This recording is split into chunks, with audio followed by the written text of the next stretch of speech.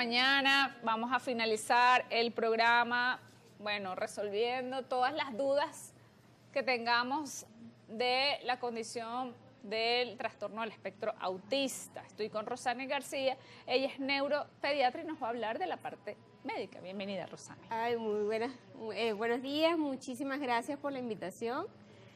Bueno, el trastorno del espectro autista es un trastorno del neurodesarrollo que se caracteriza por alteración en la interacción social, en la comunicación, movimientos estereotipados, presenta intereses restringidos y en la mayoría de los casos se asocia a un desorden de integración sensorial.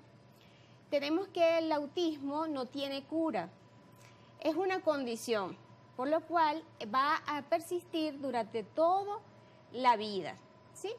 Los síntomas se presentan en la primera infancia, pero en la mayoría de los casos el diagnóstico se realiza luego que el niño ingresa a la escuela.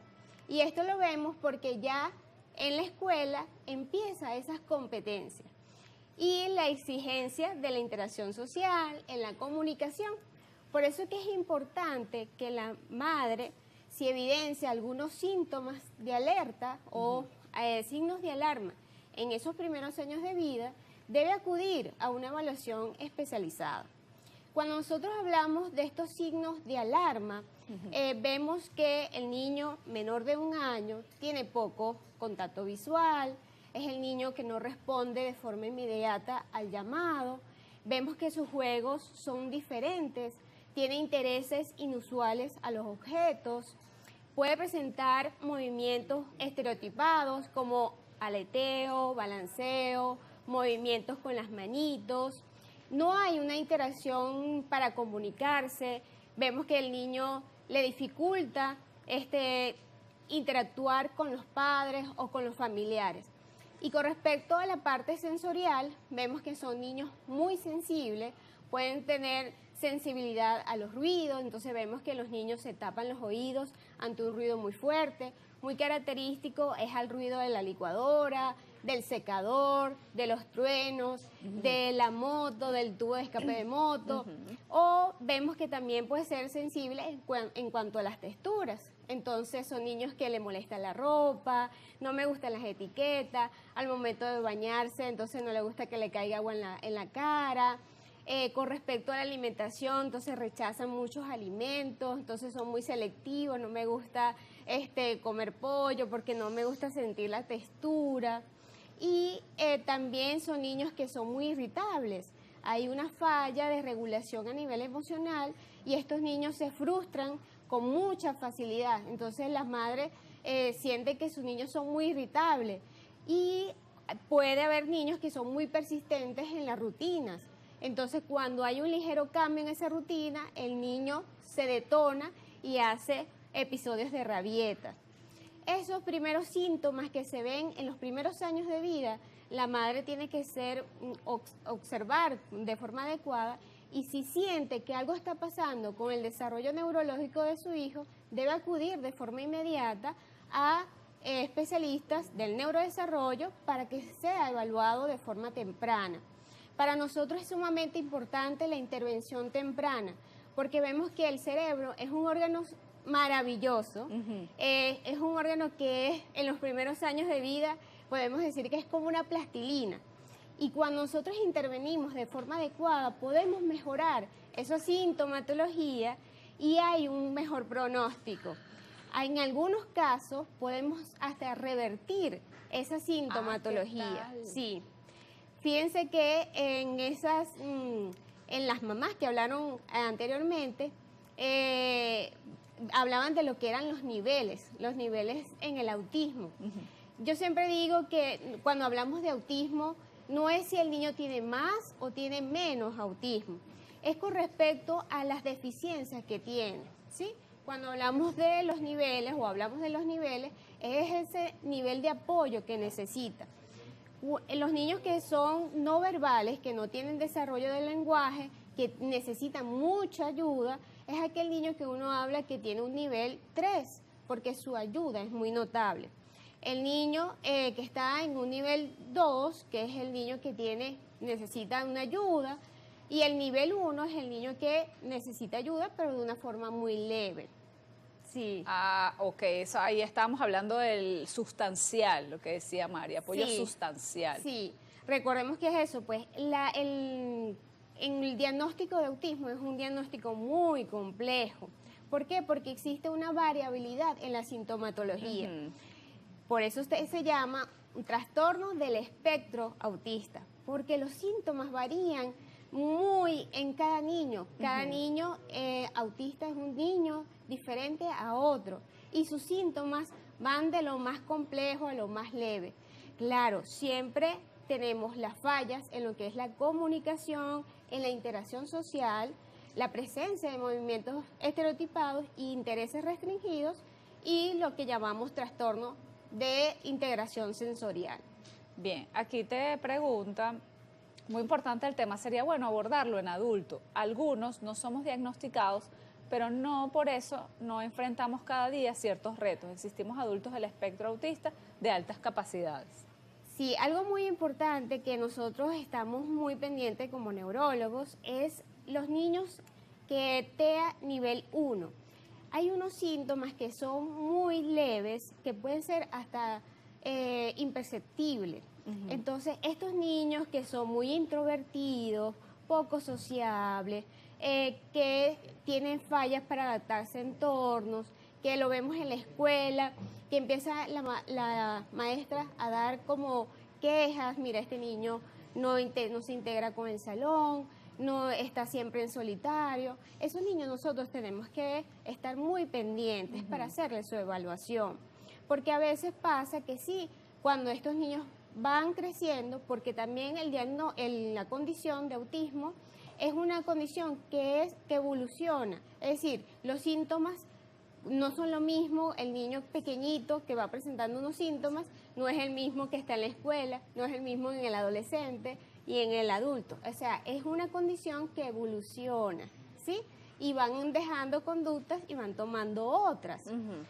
En aquellos casos donde el autismo es muy leve, ¿ok? El diagnóstico a veces se hace muy tardío, en las etapas de adolescencia o en este caso en la adultez.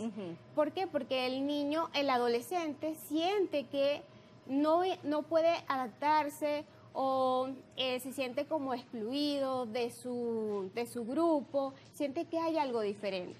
Y algo que quiero acatar es que las niñas, el diagnóstico de niñas suele ser aún más complejo, porque en las niñas tenemos algo que ellas enmascaran los síntomas. ¿Qué tal? Sí, entonces muchas mujeres llegan a la etapa de la adolescencia o de la adultez y empiezan a tener síntomas de depresión, de ansiedad, de frustración, y entonces ahí vemos que es parte de que están dentro del trastorno del espectro autista. ¿Y cómo es ese diagnóstico? ¿Se hace en días o varios estudios? No, mira, tenemos que hacerte unos ejercicios. ¿Qué engloba el diagnóstico? El diagnóstico de autismo es sumamente complejo. Es clínico. La observación de los síntomas que ya comenté. Pero existen pruebas estandarizadas para nosotros orientarnos en el diagnóstico. Hay algo muy importante, es que dentro del trastorno del espectro autista se van asociando otros trastornos. Tenemos el trastorno de déficit de atención con hiperactividad, trastorno del sueño, trastorno de la alimentación, trastornos conductuales, las agresiones, autoagresiones, heteroagresividad. También dentro del autismo, entonces, ¿qué vemos? Que las dificultades en el aprendizaje, ese nivel cognitivo. Por eso es que la observación, en los primeros años de vida, la madre debe acudir a un especialista. Nosotros hacemos la observación clínica y el diagnóstico puede plantearse en los primeros años de vida, antes de los 3 años. Las pruebas estandarizadas, actualmente contamos con pruebas que pueden orientarnos al diagnóstico. Se solicitan otros estudios para nosotros descartar algunas otras patologías, ¿ok? Pero el diagnóstico suele ser realizado por especialistas como pediatras, especialistas en el neurodesarrollo, neurólogos pediatras, psicólogos en el área de neurodesarrollo y los psiquiatras infantiles. Son Bien. los que pueden determinar o dar un diagnóstico de autismo. Bien, te preguntan, por favor, ¿hay estudios que revelan ya qué causa el autismo? No existe una causa, o actualmente no existe una causa específica de autismo. Se habla de que el autismo es multifactorial, sí tiene una base genética, y a esa base genética hay lo que se llama la epigenética, factores de riesgo. Es importante que cuando nosotros tenemos un niño que es producto de una madre que el embarazo fue muy complicado, tuvo complicaciones durante el embarazo, la prematuridad, infecciones, complicaciones, ese niño debe ir a intervención temprana. ¿Por qué? Porque tiene mucho riesgo de estar dentro de un trastorno del neurodesarrollo. Pero hay una base genética. Fíjense que en los estudios vemos que en los gemelos hay hasta un 98% de probabilidad de que los gemelos tengan autismo. También se habla de que aumenta la probabilidad cuando hay hermanos con autismo o familiares dentro del espectro autista. Por esto que esto es una condición, tiene una base neurobiológica donde tenemos la parte genética y asociándose también a factores de riesgo. ¿Cómo diferenciar el autismo de la hiperactividad? La hiperactividad suele ser un síntoma, ¿ok? Dentro del trastorno del espectro autista. Por eso que en el trastorno del espectro autista se van asociando otros trastornos. Uno de estos es el trastorno de déficit de atención con hiperactividad. Entonces ese niño que es súper hiperactivo, que es hiperactivo en todos los ambientes, vemos que en el hogar es súper hiperactivo, en la escuela es hiperactivo, lo llevas a un espacio social y es hiperactivo. Entonces ahí hablamos, se asocia ese trastorno de déficit de atención con hiperactividad.